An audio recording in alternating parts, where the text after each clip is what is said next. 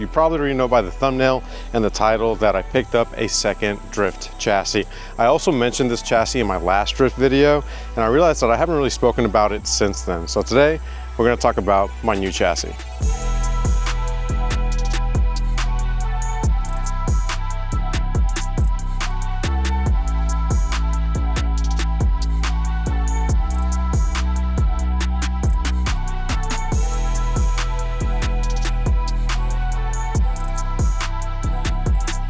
All right guys, this is it. This is my new S197 drift chassis. She's been living here at Helibad Garage, Helibad Broncos, ever since I got her. Originally, my plan was to take this car home and immediately start stripping it down and getting a cage put in her. But I realized if I start this project, I'm never gonna finish my other project, which is the Ram Charger, which was the last video that we just did, putting on the 37s. And as a matter of fact, in this video, we're only halfway done, still the same day. It should be done tomorrow. I really can't forecast the future.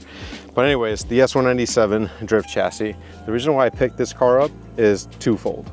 Now, the first reason why I picked this car up is because it has no engine and no transmission already in it. That's because I wanted to start from scratch. A lot of the cars that I found were either blown up or they had a bunch of other issues with them, and I would have to eventually strip it down. This car was already stripped down, and as you can tell, yes, this car had an LS in it. This subframe right here is a tubular subframe, but it's specifically to put in an LS motor. Now, since I've picked up this car, I've actually got a factory LS. I've got a factory Ford subframe. I picked it up last week. I paid 80 bucks for it. The thing is mint condition, brand new. We are gonna clean it up. We're gonna get it sandblasted and powder coated so it looks real nice, but this subframe will have to go. Also, this car does have regular power steering. My plan is to put EPAS, or electric powered assisted steering, into this car right here. So I also have an EPAS system. And what's really cool about the subframe that I got it from a later generation S197. So it is a 5-liter subframe, which came with EPAS. So it has all the correct mounting points to put an EPAS system on it. Now, the previous owner of this car did spend a pretty penny on this subframe, so I'll try to sell that and make some coin back to put back into the car. It does need the radiator support, and I'm still kind of tossing up the idea of doing a tubular front end, you know, just kind of cutting everything out like our good friend Synergy Race Development, Matthew Glasscock, did on his S187, but again, still tossing up that idea. So when I looked at this car, it kind of hit a couple of key points. One, no engine and transmission, half the work for me is already done because we're going to start from scratch. And two, it's a straight body car. It's got a couple hail, dings and dents here and there, but I do plan on doing the 2F Performance wide body kit on this and back halving it with the Synergy Race Development rear crash structure. So I really wasn't too worried about the quarters. I can see a couple little dings here and there. The roof is super straight, a couple little dings here and there. Again, nothing crazy. But again, what I paid for this car, which is close to nothing, I just couldn't pass it up. Now, as we get into the interior, it's got a full-blown interior, and probably the only piece that I'm really going to keep are going to be these door cards for my current S197. I'm going to keep my current S197 like a street drift demo car, so I don't think I'm going to put a full cage in it, and I'm going to retain the door panels. And these are the factory door panels that didn't have the leather. So because they don't have that, these are nice and clean, and you have nothing to worry about. So clean finish. I'm probably going to swap those over into my current car, both sides, because the door panels are clean. This is a leather interior car as well. Driver's seat is pretty much gone. The rear seats are like absolutely mint, and the passenger seat is too. You can't see it because I shoved the rear bumper in here. Now, just like the last car, this full interior will be ripped out. I'm actually not keeping anything from this interior, not even the dash, because I will be putting a carbon dash in this, just like my friend Isaac did, Turtle Media. You can find him on social as well. So I'm going to be doing a carbon dash. So when we put in the full cage in this car and the carbon dash, there's going to be no need to cut up this dash or anything like that, which means I am going to use like a Link ECU or a Holley or something of that nature and just have a digital display up on that dash for a nice clean look. And I just want that more refined race car finish in this next chassis than my current car. Again, carpet's coming out. I'm pretty sure we're not going to use any of these wiring harnesses either. There's a lot of things in here like seatbelt chimes and dome lights. We're just going to get rid of everything.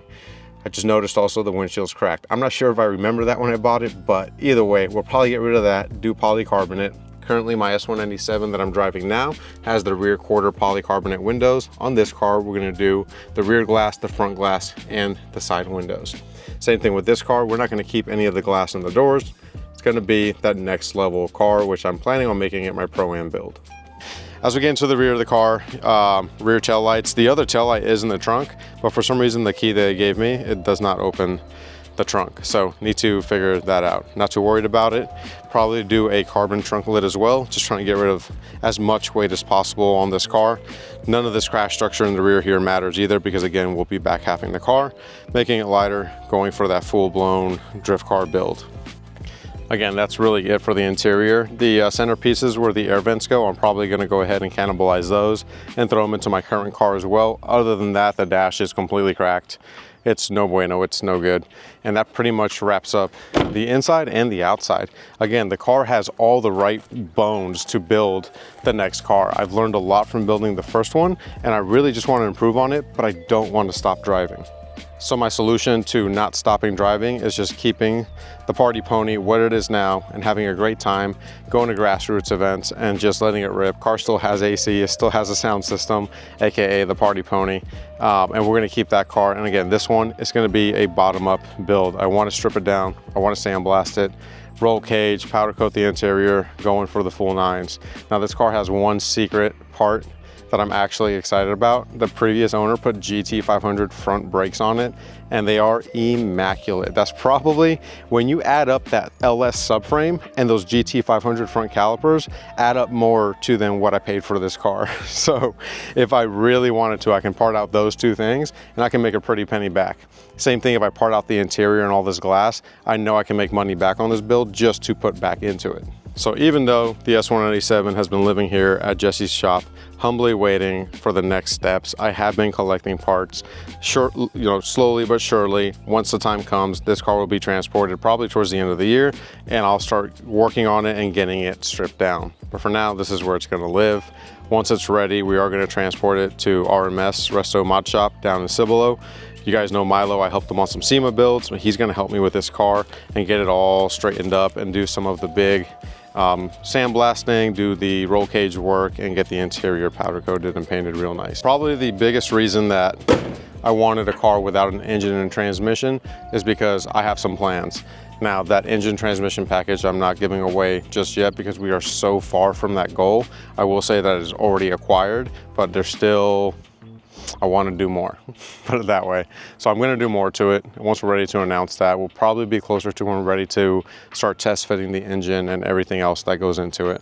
So towards the end of the year, this car will start getting stripped down and all the good stuff will start happening to it. Also, if anybody wants police wheels, come get them. You can have them. They're actually Ford Police Interceptor wheels. Not quite sure what was going on there. It does have a white hood, looks like a cop car. But again, not a cop car, will be a full-blown drift car. All right, guys, I don't want to beat this horse dead any more than it already is. That's going to wrap up today's video. Just wanted to give you an update. Let me know what you think. Let me know your thoughts. I am a huge S197 fanatic. If you're wondering why I'm sticking with this platform in this car, it's because I love them. It's what I'm learning to drift in. It's very rewarding once you're able to get it down, and I just want to make it just a little bit better. I want to elevate the S197 platform, and there's a lot of great companies out there that are coming out with some really good stuff. Synergy Race Development, Make It Modular, all those guys are making amazing parts for these Mustangs. But anyways, that's gonna wrap it up. Let me know what you think in the comments below. Don't forget to subscribe, and we'll see you in the next video. Peace out.